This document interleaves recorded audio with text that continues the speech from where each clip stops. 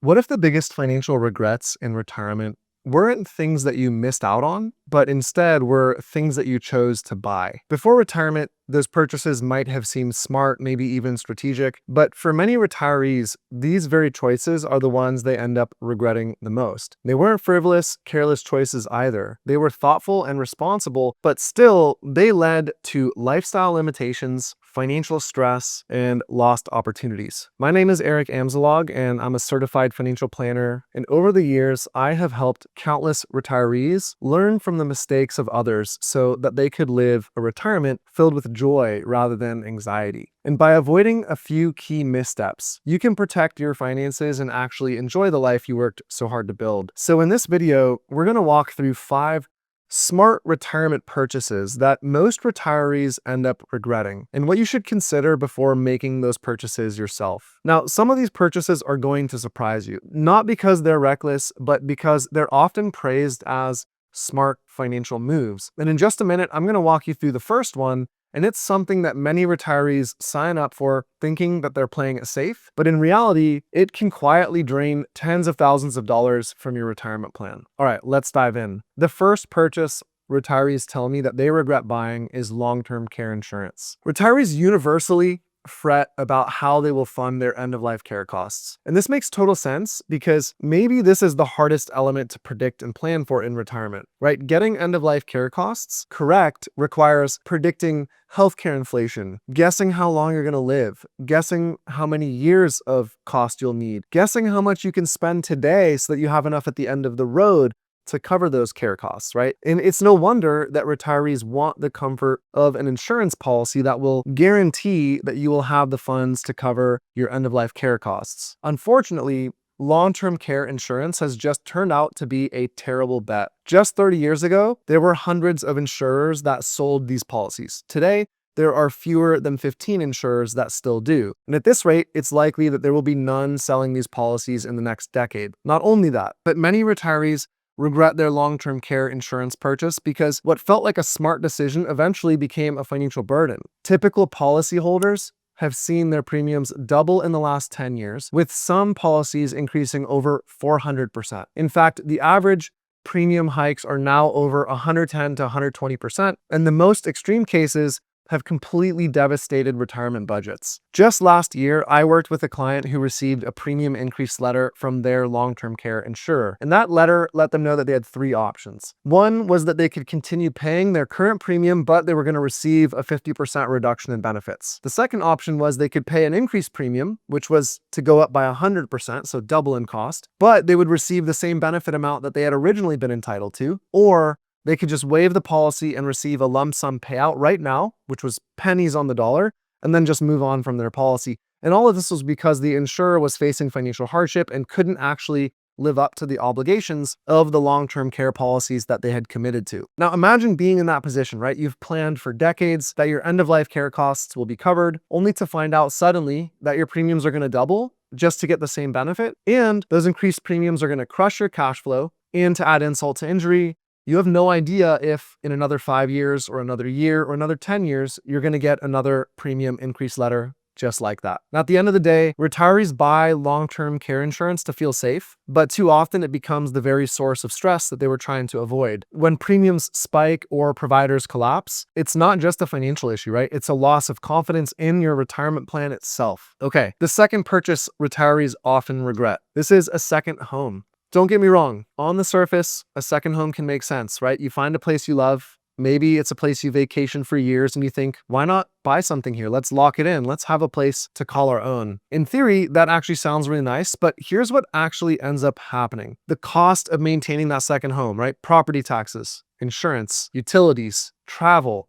cleaning, unexpected repairs, all those things add up fast. And most retirees severely overestimate how much time they will actually spend at their second home. It's one thing to say we'll go there every month, and it's another thing to make the 5-hour drive or take the flights and settle in for a week and realize it's more work than it is rest. Now, even worse, the second home can become an anchor, right? It will limit your flexibility. You are less likely to explore new places or take spontaneous trips because you feel obligated to use what you've already paid for. I worked with a couple last year who bought a lake house, thinking it would be the family getaway spot for many years to come. After 2 summers of coordinating with family and grandkids and their kids' schedules, managing all the landscaping from across the state, dealing with costly repairs after a winter freeze, they were fed up with this property. They had locked up a significant portion of liquid funds into the purchase of that property, and they had to make significant lifestyle cuts for the 2 years that they owned the property. And to add insult to injury to all of this, when they finally got fed up enough to sell the property, even though on paper it looked like they were going to sell that property for a profit, after they paid their 7% in transaction costs, along with the property taxes, maintenance, and all the other carrying costs on the property for those 2 years, they were actually out nearly $100,000 when everything was said and done. So what they had thought would bring the family together actually just turned into a time and money sink. And here's the summary, right? You don't have to own a place to experience it. Short-term renting can give you flexibility, freedom, and more importantly, no strings attached, right? If the goal is to create memories in beautiful places, then there's a smarter way to do that than tying up 6 figures in a property that you visit 2, 3, or 4 times a year. And here's the kicker. When it comes time to sell that second home, retirees find that the emotional attachment makes them hold on for too long, and then they end up selling in a soft market when they have to, and they end up feeling like they failed at this retirement dream that they had built up in their head. So if you're flirting with the idea of a second home, just recommend you pause, take a deep breath, ask yourself, is this about freedom or is this about proving something?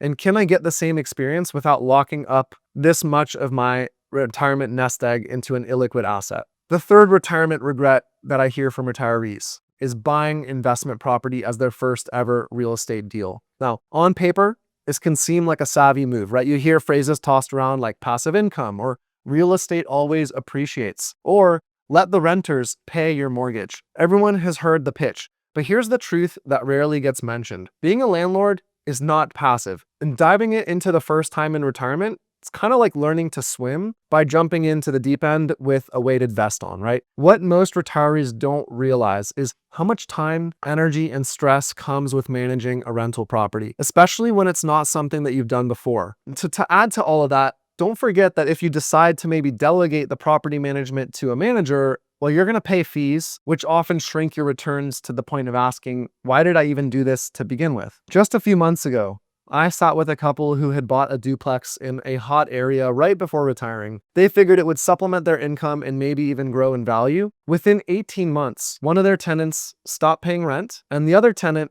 just kept on complaining nonstop, with repairs popping up like weeds. Instead of enjoying their retirement, this couple was constantly on edge. Here's the core issue. Real estate investing is a business, right? It takes experience, judgment, and the ability to handle and manage risk. And for first-time investors, retirement might be the worst time to start learning those lessons. You already have so many other things to learn and manage and emotionally grasp in retirement. It makes no sense to start doing this for the first time in retirement. Now, that doesn't mean rental real estate or investment real estate can't work, but jumping into an investment property with no prior landlording experience, that isn't actually retirement income, right? That's a part-time job with unpredictable hours and very likely a very, very low rate of return. Before you pull the trigger on buying a rental property, I recommend that you ask yourself, is this about building income or chasing a dream that I haven't thought all the way through? Okay. The fourth purchase that retirees regret is rushing into a relocation without thoroughly testing it first. Now, this one's kind of sneaky. It doesn't feel like a big financial decision because you're not buying a yacht or speculating on crypto. You're just selling your house and moving into another house. But here's how it usually plays out. You visit a city or a state a few times. Maybe that place is warmer or cheaper or closer to the family, and it feels like a fresh start. So you make the leap, you sell your home, you pack your life into boxes, you start over somewhere new. But 6 months in, you realize that the grocery stores aren't what you're used to, and the weather is more extreme than you remembered. You miss your community. You miss your routine. You miss your people. Suddenly, your retirement paradise starts to feel a bit like a trap. But by that point, you're hooked, right? You're stuck. You're committed. And I worked recently with a client who moved to a zero income tax state to save money. What they didn't realize was that their new home had sky-high property taxes. The state had a totally different healthcare setup, and they had no social connections in the area that they moved. They ended up spending more money to fix this move than they ever saved by moving into that zero income tax state. And here's the key insight. Where you live in retirement isn't just a financial decision, right? It's emotional, it's social, it's everything. So before you commit, Test your theory, right? Spend a few months at different places. Rent, don't buy. Try the location in the summer and the winter. Don't just ask, do I like visiting here? Ask, can I actually live here? There's a huge difference between a vacation and a lifestyle. Okay, the fifth and final purchase regret that retirees have is paying off their mortgage just to say they're debt-free. Now, I know this one's going to ruffle some feathers because being debt-free is kind of the gold standard in retirement. You've been told your whole life, get out of debt, own your home, you'll be financially free. But here's the twist. In retirement, paying off your mortgage early isn't always a smart move. I'm not saying it's never a good move, but the why behind it matters. And too often, the reason people do it is because of peer pressure or because it's an emotional decision. They want that feeling of relief of not having the monthly payment, no more obligation. It gives them this feeling of freedom. What they don't realize is that they might have taken out hundreds of thousands of dollars from their most liquid, flexible savings and tied it up into an asset that they can't easily access, right? You can't sell a portion of your house to get access to the cash you lock up in there. The result here is that these people end up asset rich and cash poor, or house rich and cash poor. I had a client who was a very disciplined saver, and they decided to pay off a $700,000 mortgage the day he retired. 3 months later, he was finding himself paralyzed and out of spending because he was looking at withdrawals from his portfolio in a totally different way. Locking up that $700,000 into his house meant that his withdrawal rates from his portfolio suddenly spiked through the roof, right? The denominator in his equation had gone down, and so every purchasing decision looked like it was a large proportion of his total asset pool. And this caused him to live in a constant state of anxiety, questioning all of his purchases and the experiences that he had planned for in retirement because of that high withdrawal rate. Now here's the bottom line. Your mortgage is a debt, but it's also a lever. And in retirement, flexibility often matters more than feeling debt-free, especially when mortgage rates are low and your investment accounts could earn more. Then the money might be better off working for you, not buried in your foundation, literally the foundation of your property. If paying off your mortgage gives you peace of mind and it doesn't disrupt your retirement cash flow, fantastic. By all means, go ahead and do that. But if doing it leaves you stretched thin, tight on liquidity, or scrambling during emergencies, then that's not peace, right? That's just going to create pressure in other phases of your retirement. So before you make that final payment, ask yourself, is this about financial security, or is this just about feeling like you've won a game that no longer really matters? So at the end of this video, what do all these regrets have in common? None of them were reckless. None of them were impulsive. Any one of them could be considered thoughtful, planned out decisions made by smart people with good intentions. And that's what makes them so dangerous, because these aren't mistakes that you spot right away. They reveal themselves slowly over time, draining your flexibility, taxing your peace of mind,